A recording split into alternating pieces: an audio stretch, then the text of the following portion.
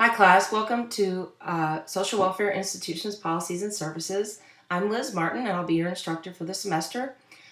This is a macro social work course. I throw that out there in the beginning of your efforts either in undergraduate or graduate school so that you understand that there is a macro arm of social work where we don't necessarily do the direct service with the client, but rather represent larger groups that are disenfranchised or marginalized or need representation or a voice in the form of an advocate, lobbyist, or effective change agent to impact social justice issues of concern. So this is the public policy arm of macro social work. There are three arms of macro social work under its umbrella. That one is public policy, advocacy, and lobbying that we'll go over in this first semester and the spring semester. The other arms are leadership and administration, which you will visit more in your second year of the program, and then the community-based focus that has the agency from the grassroots perspective and direct action organizing. So moving groups to engage in a process. For example, if you wanted to do voter registration and move folks to participate, that's sort of that third arm of macro social work.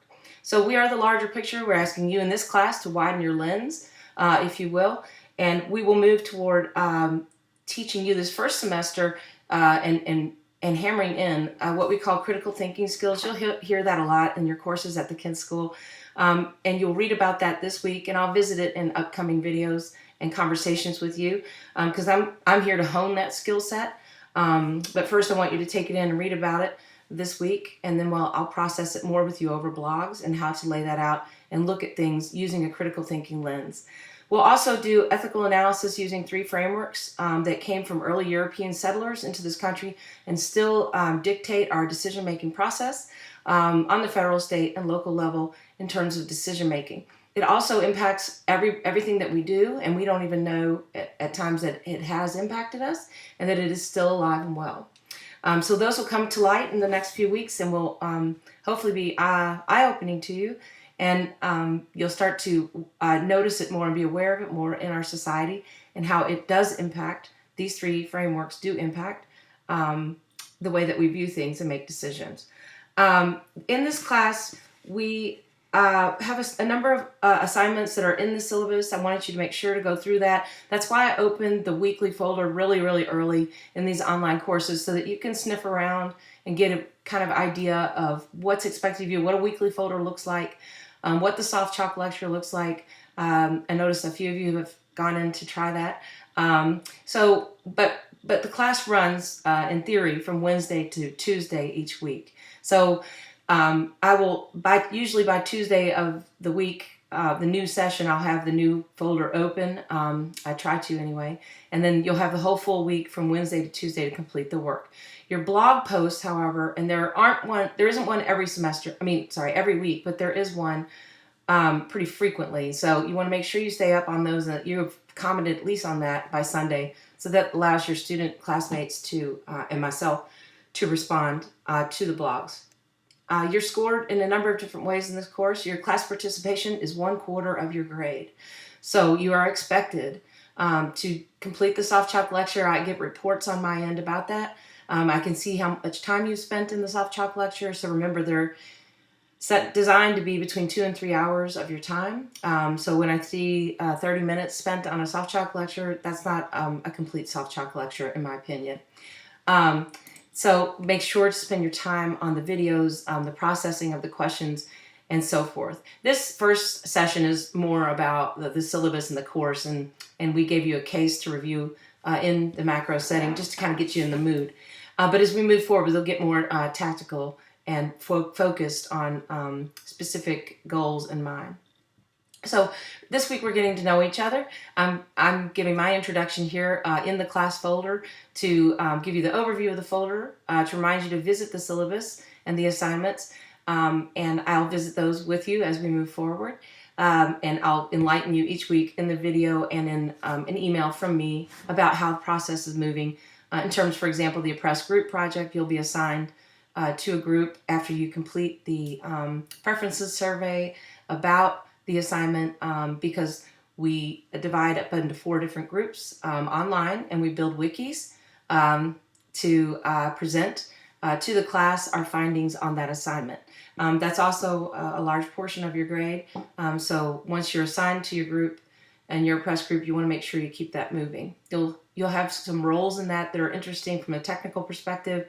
I'll build a blog question that your group designs, but your group will facilitate the blog, and you will also be creating a wiki. If you are not familiar with the wiki process, you need to get familiar with it.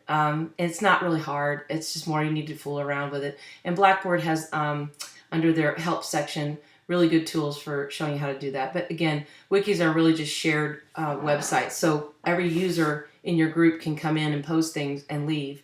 And it doesn't have to be at the same time. So it's a really good tool for folks who live like in different time zones, like a lot of times we have in online classes. So with that, I wanted to tell you a little bit about myself since I've asked that of you this session. I am a native of Louisville. I grew up in Louisville, Kentucky. I went to the public school system here, so I'm from a very diverse public school system, and that I feel really served me well in life and in the profession I've chosen. I grew up in the Presbyterian faith. I don't so much practice going to church as much anymore. I'm sorry for that. I probably should. I don't make enough time for it, but I'd say that because I think it's impacted a lot of what I chose to do in life, but in a strange way. I picked up on the community piece of serving folks who couldn't get out. We would deliver meals, and we would go singing as a youth group as our little youth group choir in the retirement homes. And so I believe it started earlier for me than I realized with my childhood pieces, and my mother working on local campaigns with her friend who was what we call a Metro Council person, or a local city official here in Louisville. So this all sort of, I think, shaped who I am and who I decided to be professionally. I'm a longtime advocate for children. I worked in the Children's Defense Fund after I finished my Kent School stint. I'm a graduate myself of the graduate program. I went to undergraduate school at Boston College in New England. And so a big part of me is New England and East Coast. I talk fast sometimes in class. I teach a lot of classes in person. And when I'm maximizing the time, the volume of words per minute go up. So I'm definitely impacted by East Coast lifestyle. I love urban living, for example. I love taking the train and living that kind of life. In Louisville, we don't so much do that. If you're from the Kentucky area, we drive a lot of places. We don't have a really advanced public transportation system. So I enjoy all walks of life, all styles of living. I've tried it all. And I have 2 children, Aiden and Maisie. Aiden is 18 and a senior in high school.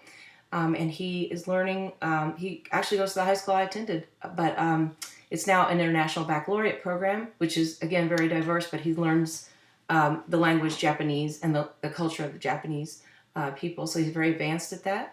And then my daughter Maisie is in 8th grade. She plays travel volleyball. She is incredibly bright with science and math, a skill set I didn't get, but she does it well, and I'm really proud of her for doing that. I spend a lot of time with them. I'm divorced, so I'm a single parent. So I teach some classes online, some in person, and I drive the taxi cab car when needed. I do have the son that's 18, though. He kind of helps out on that. So that's me. You can read more about me under the faculty information. I've put a lot of information there, and at the end, kind of the path that I took in social work. I didn't really understand macro social work at first when I went to the Kent School, but I realized when I got there that I was my brain is very systemic, the way that I process things, the way I look at things, and so though you need micro skills, you must have micro skills. The best social worker has both skills, because even if you want to do direct service with clients and that's your passion, you're going to need to understand the system in which you're operating, and we'll get into that in much more detail in the second semester of this sequenced course. We'll look at things from a systemic point of view, what's working, what's not working. And I believe, since I'm a daughter of an engineer, my father's an engineer, maybe that's where I got that from. I kind of tend to look at situations and think about what cog is turning, what isn't turning. And so if we were talking about public assistance, I can do that within the welfare system, the child welfare system, and aging system, any system we're interested in, I'm pretty good at finding where the gaps in services occur, where we need to make improvements, where things are really working well, and pointing those out. And so where we need to connect the dots better in the future for improvement. So one we'll really kind of probably process a lot in this class right now is healthcare reform, or the Affordable Care Act, or the current legislation with President Trump. Right now, it's not a sweeping reform act. It never was. A lot of folks think that it is. It actually left out long-term care patients, so it does not include everyone, and it certainly was not affordable. But it was a huge win from a policy perspective, from folks in need of insurance perspective, to push that piece of legislation through. It definitely has things that need to be improved in it, and we'll visit that further in the semester. But that's what I mean. We'll look at legislation and systems, and where gaps in services improvements need to occur, and what tactics we'll use as advocates in the spring to affect that change. So welcome to the course. If you have any questions, always email me, like I mentioned. The soft chalk, if you're having any challenges with that, there's a guide I've put for the students under the course content and schedule button, I believe. And sometimes if you clear out your cache in the top right corner of your computer, it'll work a lot better without your cache being full on your computer, particularly if you're using a Macintosh. Okay, welcome to the class. I'm really excited to see your introductory videos and learn who you are. We do have 2 synchronous sessions in this course. That means we will pop up virtually on the screen. That is part of your class participation grade. Please make sure you note those dates and get them on your schedule, and which time you'd like to attend in the day. I do one earlier and one in the afternoon, and they're based on the Eastern Standard Time zone. Okay, so welcome to the course. Have a great week. Thanks.